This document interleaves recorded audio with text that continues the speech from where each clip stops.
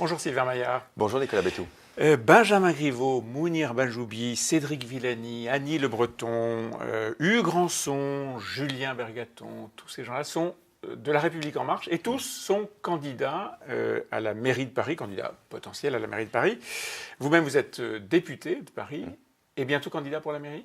Non, moi j'ai dit depuis plusieurs semaines mon soutien à la candidature de Benjamin Griveaux, qui pour moi est le meilleur candidat, qui est le plus capable de remporter et surtout d'exercer le mandat de maire, tout en reconnaissant à l'ensemble de mes collègues de La République En Marche le droit de se présenter avec des qualités indéniables. Mais je pense qu'il faut, dans le cas présent, un candidat fort, et il me semble que le candidat le plus fort est Benjamin Griveaux. Quand je dis fort, le plus motivé, le plus aguerri et le plus capable d'exercer cette mission qui est difficile de maire de Paris. Et le plus contesté. Clairement, il ne fait pas l'unanimité, son personnage est souvent jugé arrogant, cassant.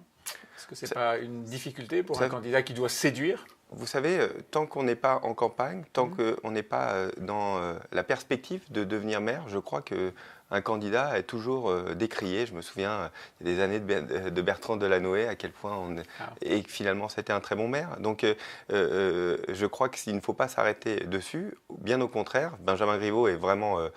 moi je le connais bien, je travaille avec lui depuis de nombreux mois. Je vois la capacité qu'il a d'écouter et puis il fait beaucoup de sorties sur le terrain.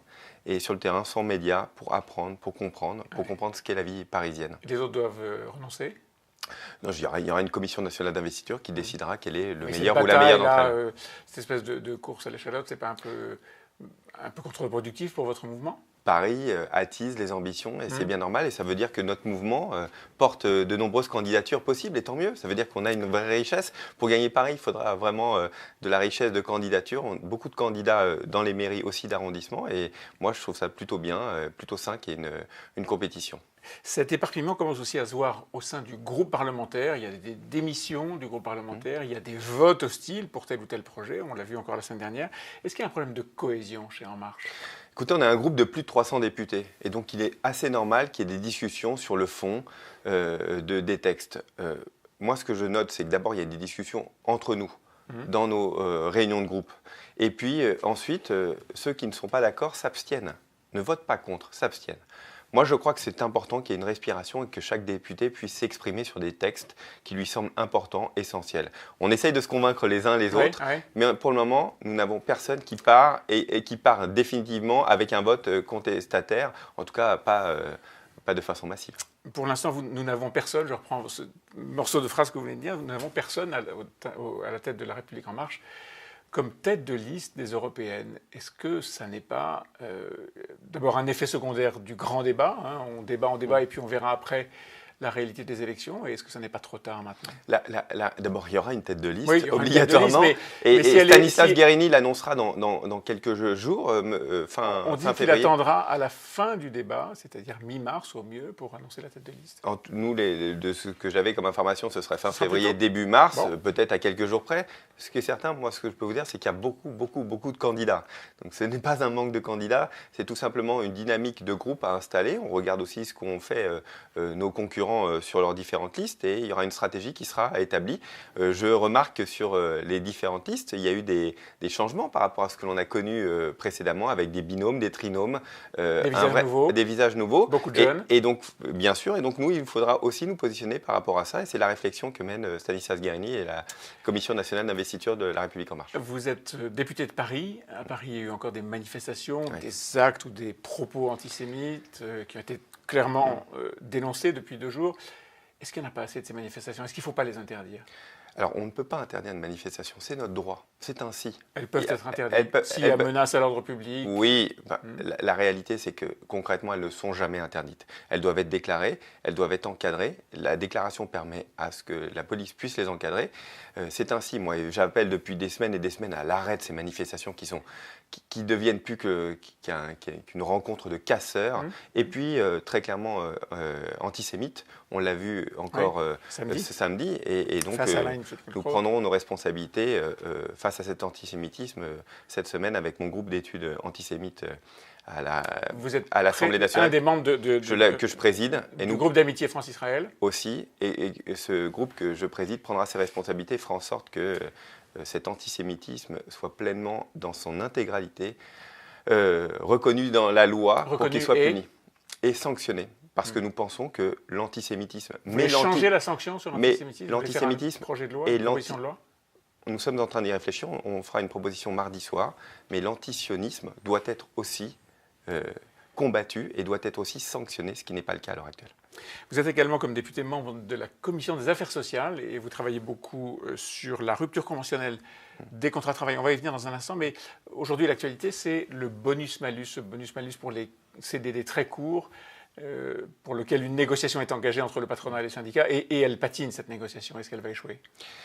Moi, je suis très optimiste. Je pense qu'elle va pouvoir aboutir. Les discussions sont difficiles, et entre autres sur ce bonus-malus dont la plupart des syndicats ne veulent pas, patronaux ou salariaux. Les syndicats en veulent pour la plupart. Le patronat, non, mais beaucoup de syndicats en veulent.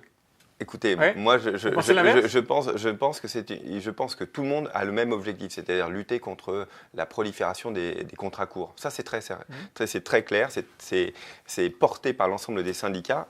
Mais la solution que nous avons proposée, bonus-malus, semble faire difficulté pour bon nombre de syndicats. Donc il faut un autre système ? Moi, de mon point de vue personnel, je pense qu'il faut trouver probablement un compromis et faire en sorte que nous puissions baisser cette permittence, ce nombre de contrats courts qui ne fait qu'augmenter, et trouver une modalité qui soit peut-être plus efficace, peut-être différent du bonus-malus. En tout cas, ce qui est certain, c'est qu'il faut qu'on puisse la combattre.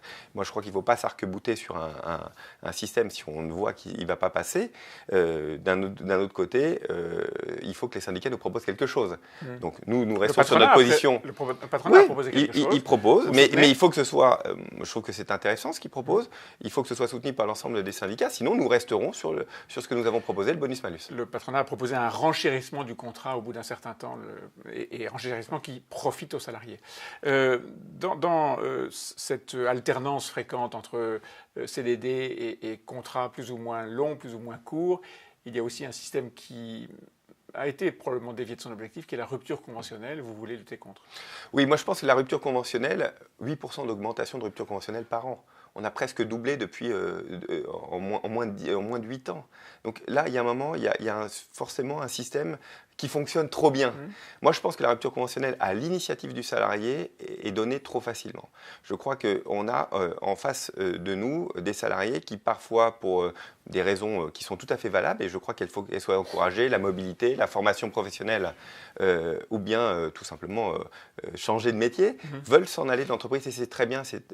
Mais il faut qu'ils prennent leurs responsabilités, ça vous voulez dire ? Ou bien on prend ses responsabilités, ou bien on est accompagné, mais il faut que ce soit validé. Il faut qu'on prenne les mêmes modalités que dans la loi Choisir son avenir professionnel, nous avons voté au mois d'août dernier, et qui permet d'avoir un contrôle. Parce que sinon, on voit les dérives à l'heure actuelle. Beaucoup de salariés s'en vont et décident de s'en aller parce qu'ils en ont assez de leur emploi, très bien, et prennent un peu de temps libre pour eux. La rupture conventionnelle permet de s'inscrire au chômage. Le système ne fonctionne pas comme ça. Et donc, il faut l'interdire, ou en tout cas le modifier. Il faut en tout cas l'encadrer. Moi, je ne veux pas qu'on l'interdise, je veux qu'on l'encadre. Je veux qu'on puisse vérifier par les services de Pôle emploi ou par le conseiller d'évolution professionnelle que nous venons de créer, qui valide le fait qu'il y a bien un projet personnel ou professionnel qui justifie une rupture conventionnelle. Sinon, qu'est-ce qu'on a ? On a des détournements de l'indemnité chômage. C'est des ruptures de confort ? Parfois de confort. Je crois qu'on connaît tous autour de nous. Et donc, il faut savoir dire les choses. Le travail est au cœur de notre projet politique, et il faut l'assumer jusqu'au bout. Est-ce que tout ça ne va pas contre ce que disait Emmanuel Macron pendant sa campagne ? Il voulait que ceux qui démissionnent de l'entreprise puissent profiter d'une couverture chômage et au fond prendre un temps pour eux, pour se remettre d'une façon différente dans l'esprit du travail ? Au contraire, c'est exactement le parallélisme de cette mesure qu'on a votée et que j'ai portée moi-même en tant que responsable du texte. on a le droit de démissionner et c'est tant mieux. Mais par contre, il faut le valider avant. Valider pour être sûr qu'il y ait bien un projet de formation, un projet personnel autre. On veut créer son entreprise, par exemple, ou bien une mobilité parce que la vie change et on suit son conjoint, par exemple. Mais on ne peut pas démissionner parce qu'on a envie de démissionner et d'avoir l'indemnisation chômage. Je pense qu'il y a un peu une perversion du système qui fait que ce n'est plus un filet de protection, l'indemnisation chômage pour bon nombre de personnes, c'est devenu un revenu comme un autre. Ça, c'est pas possible. Et donc là aussi, changement de texte, projet de loi, proposition de loi. Il y aura dans les mois qui viennent, en tout cas c'est ce qui est prévu, un projet sur l'indemnisation chômage porté par Muriel Pénicaud. Je me positionnerai avec d'autres. Il faudra durcir les circonstances. Nous n'avons pas le texte. En tout cas, moi sur ce point, je serai sensible au fait que nous puissions avancer parce que nous savons tous que c'est un souci et qu'on a aussi des équilibres à tenir, des équilibres financiers. Un mot sur une déclaration d'Édouard Philippe il y a quelques jours à propos des indemnités chômage. Le Premier ministre évoquait des travaux en contrepartie de ces aides sociales. C'est une bonne piste. Moi, je suis toujours surpris qu'il y ait des totems comme ça dans la vie politique. C'est une bonne piste. D'un seul coup. Moi, je trouve que c'est une piste intéressante. C'est une piste intéressante, mais qui a besoin d'être travaillée. On voit que dans Alsace, on travaille déjà depuis plusieurs mois, ou plusieurs années d'ailleurs, sur ce système, avec 7 heures, je crois, d'obligation mensuelle. Donc, ce n'est pas grand-chose. Mais qu'il y ait une contrepartie, ou simplement qu'on se pose la question d'une contrepartie, je trouve ça bien. Il faut se poser l'ensemble des sujets. Je crois que si, pendant ce grand débat, si on ne pose pas sur la table l'ensemble des sujets sur ce qui concerne le travail et les indemnisations, je crois qu'on a raté quelque chose. Merci Sylvain Maillard. Merci à vous.